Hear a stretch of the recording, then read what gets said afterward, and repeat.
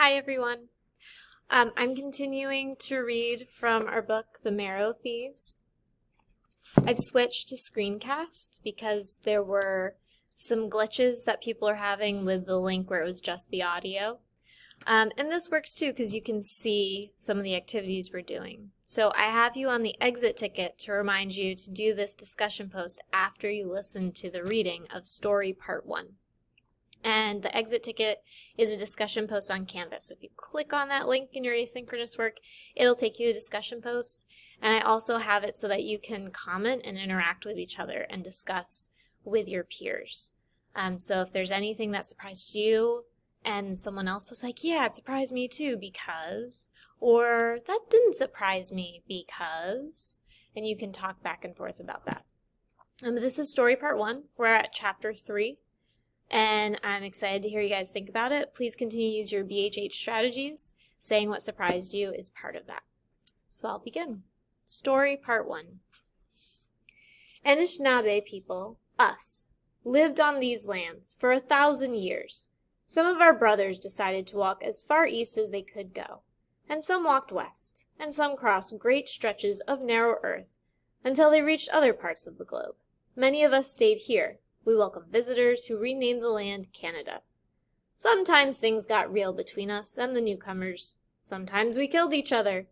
We were great fighters, warriors. We called ourselves and each other. And we knew these lands, so we kicked a lot of butt. Remember, this is Meg talking. The boys always puffed out their chests when Meg got to this part.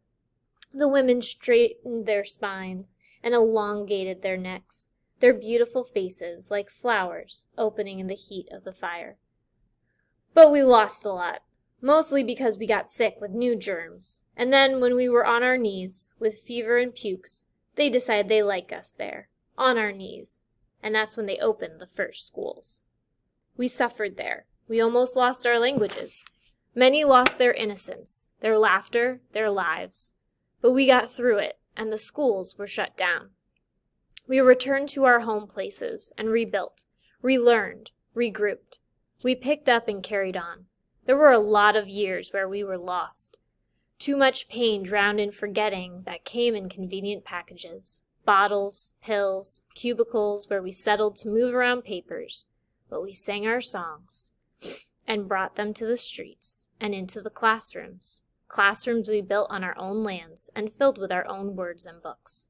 And once we remembered that we were warriors, once we remembered the pain and left it on the side of the road, we moved ahead. We were back. So I think what the author wants me to know here, this is the book part, is thinking about, okay, these are referring to the residential schools, and this is what life was like for them. Everything was stripped, and we saw that video, but then they started to regroup, and things became normal. It's speaking of the land that was given to the Native Americans. There are places where they live and it belongs to them and they can organize their schools and their activities the way they want, which is great considering the way the residential schools work. So this sounds kind of like the present. I think the next part's going to get into that dystopian future world. Minerva drew in a big, wet sniff, wiped her nose across her sleeve, and then set about chewing the fabric once more. Then the wars for the water came. America reached up and started sipping on our lakes with a great metal straw. And where were the freshest lakes and cleanest rivers? On our lands. Of course. Anishinaabe were always the canary in the mine. For the rest of them, too bad. The country was busy worrying about how we didn't pay an extra tax on Levi jeans and Kit Kat bars to listen to what we were shouting. The Great Lakes were polluted to muck. It took some doing, but right around the time California was swallowed back by the ocean, they were fenced off. Too poisonous for us. I'd seen the Great Lakes. In the distance, there were ships, anchored, swung, silent, and shuttered, back and forth on the roll of the methodical waves. The water wars raged on, moving north, seeking our rivers and bays, and eventually, once our homelands were decimated, and the water leached and the people scattered, they moved on to the towns. Only then were armies formed, soldiers drafted, and bullets fired. Ironically, at the same time rivers were being sucked south and then east to the highest bidder, the north was melting. The melt put most of the northlands underwater, and the people moved south, or onto some of the thousands of tiny islands that popped up out of the melt's wake, across the top of our lands. Those northern people, they were tough, though, some of the toughest we've ever had. So they were okay. Are still okay, the tales tell. Some better than okay. And that is why we move north towards them now. So I'm going to pause here. In my head, I'm thinking, so what am I thinking about the book? Thinking this is referencing climate change, the melt, I'm guessing, is the glaciers melting and then the waters rising. And that's a theory that's been predicted. It hasn't happened yet, but what the future could look like. And that's what this author is working through. Mig stood pacing his story pace. He spoke to us every week. Sometimes story was focused on one area, like the first residential schools, where they were, what happened, when they closed. Other times he told 100 years in one long narrative, blunt and without detail. Sometimes we gathered for an hour so he could explain treaties, and others it was 10 minutes to list the earthquakes in sequence that they occurred, peeling the edging off of the continents back like diseased gums. But every week we spoke, because it was imperative that we know. He says the only way to make the kinds of changes that were necessary to really survive. The water wars lasted 10 years before a new set of treaties and agreements were shook on, between world leaders in echoing assembly halls. The Anishinaabe were scattered, lonely, and scared. On our knees again, only this time there was no home to regroup at. Meanwhile, the rest of the continent sank into a new era. The world's edges had been clipped by the rising waters, tectonic shifts and constant rains. Half the population was lost in the disaster, and from the disease that spread from too many corpses and not enough graves. The ones that were left were no better off, really. They worked longer hours. They stopped reproducing without the doctors. And worst of all, they stopped dreaming. Families, loved ones were torn apart in this new world. He stopped suddenly, the fire bouncing over the planes of his face, something so sad it hurt to look in his eyes. And then the rain started again. He couldn't continue, couldn't walk us into the darker parts of story. Not now. Enough for tonight, then, he said. We packed up what lay about while the fire still burned. Carrying the tarp we used as a dining room table over to the tents, I heard a call. French? I sighed and dropped my shoulders, still smiling. Yeah, Ree. I can't sleep. This was fast becoming the routine. I heard story. She did not, so she would ask me to tell her stories, innocently enough, but desperate for some understanding. I'll be there in a minute, I said. Okay. I pegged the tarp between Riri's and Minerva's tents, so that they'd have a little cover walkway should they have to use the washroom during the rainy night. The tent was small, and the firelight from outside made everything the same, red as the vinyl walls.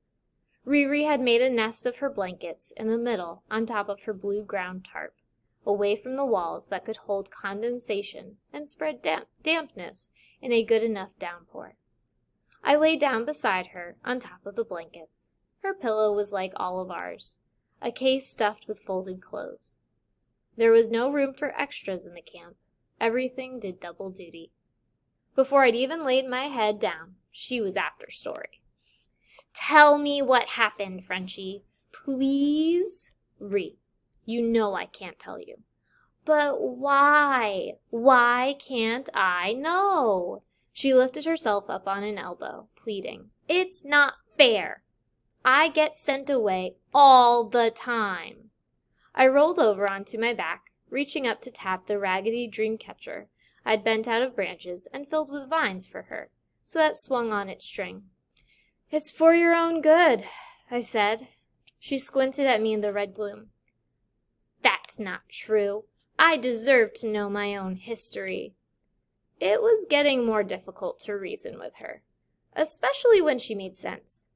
Riri had been just a baby when I joined the camp, newly walking and bucket trained. I'm going to pause there for a second because this is something I didn't realize the first time I read this book. Chapter 3, or maybe chapter 2, starting there, that's almost 5 years later because it says Riri had been just a baby when I joined the camp. So, and walking, that means she could be around 2 years old, maybe 1, and now she's 7. So he's been traveling with this family, this group of people, for quite a while. So in chapter 1, that's years ago. And I think that's important to note for the rest of the story. All right, I'm going to keep going. For some reason, she quickly grew attached to me. Meg thought I might have reminded her of someone from her original family. Whatever the reason, I often had a chubby shadow throughout my day. Now that she was a real kid with her own duties and her own mind, it was becoming increasingly hard to regulate her to the shadows and ignore her requests. Sloper was allowed to hear story when he was younger and I began, "What? That's not fair." She was up on her knees in a flash. "How come he got to hear?" "Relax, relax." I pushed her shoulder, trying to get her to lie down. "Listen, please." I stopped talking until she grudgingly lay back on her side, facing me.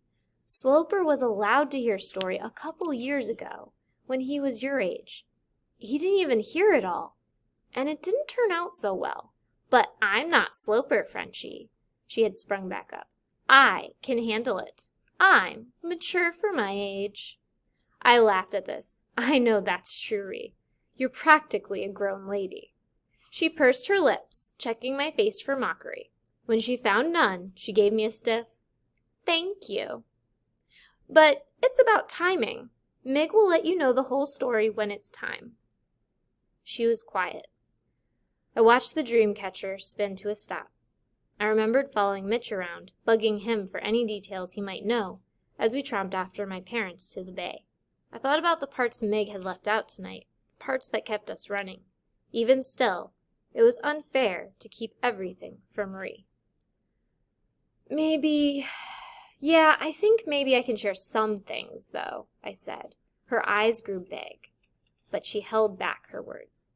"Years ago, other people, not us, they kind of got sick. Really, the whole world got sick. Like, it never used to rain all the time, and there were way more people. After the rain started and the land shifted so that some cities fell right into the ocean, people had to move. Diseases spread like crazy, and with all the sickness and movement and death, people got sad. One of the ways the sadness came out was when they slept. They stopped being able to dream. At first they just talked about all casual like, 'Oh, funniest thing, I haven't dreamed in months. Isn't that odd? I haven't dreamed either.' Here I pitched my voice high and wiggled my shoulders to imitate a mincing kind of movement, like how I imagined ladies did as they pushed metal carts down long straight aisles to gather food from boxes lined up on shelves, all of it already dead. Riri smiled at this impression. They visited their head doctors, psychiatrists, and they took pills to help them sleep when they stopped having the will to lie down at night. Soon they turned on each other, and the world changed again." A low whistle was fluttering. A low whistle with a fluttering end sounded outside. The alarm. I jumped up. "Where are you going?" Riri sounded frantic. She just started to hear story, and now I was leaving. I'm going to have to pause right here. I'm going to do a story part 1, part 2, because I'm running out of time on this version of the recording. So I'll pause here, and then I will pick up with you in part 2 of part 1. All right. Thanks, guys.